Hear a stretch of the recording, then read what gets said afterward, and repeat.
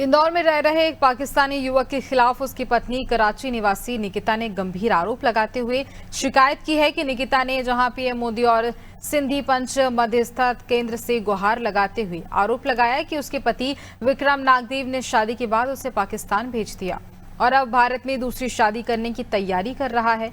वहीं मध्यस्थता केंद्र ने स्पष्ट किया है कि पति पत्नी दोनों ही भारतीय नागरिक नहीं है, इसलिए यह मामला भारतीय न्यायालय के क्षेत्र अधिकार में नहीं आता है।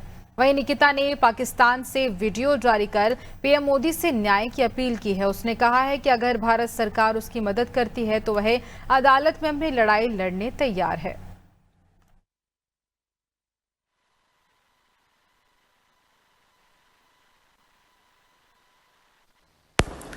राधा स्वामी, मैं निकिता नागदेव, विक्रम नागदेव की वाइफ आज कराची से बात कर रही हूँ।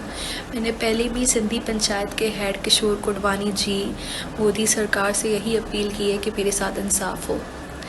अगर आज मेरे साथ इंसाफ नहीं हुआ तो हर लड़की जो अपने ससुराल में फ़िज़िकल अब्यूज़ का शिकार होती है, अपने हस्बैंड के धोखे का शिकार होती है, तो कभी किसी के साथ इंसाफ नहीं होगा।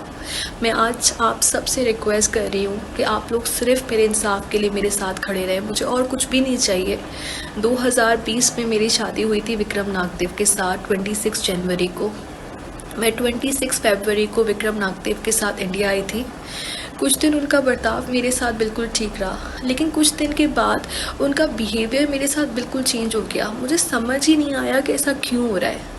कुछ दिन के बाद जब मुझे पता चला कि मेरे हस्बैंड का अफेयर है, वो भी मेरी जेठानी की खाला की बेटी के साथ, जिसका नाम शिवानी डिंगरा है।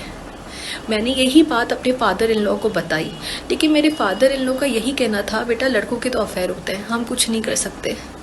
मैं वहाँ इन लॉज में मुझे कोई सपोर्ट नहीं मिला। मैंने अपने हस्बैंड से भी बात की, लेकिन जब मैंने ये बात की उसके कुछ दिन बाद से मेरे हस्बैंड का मेरे साथ फ़िज़िकल अब्यूज़ बरकरार रहा।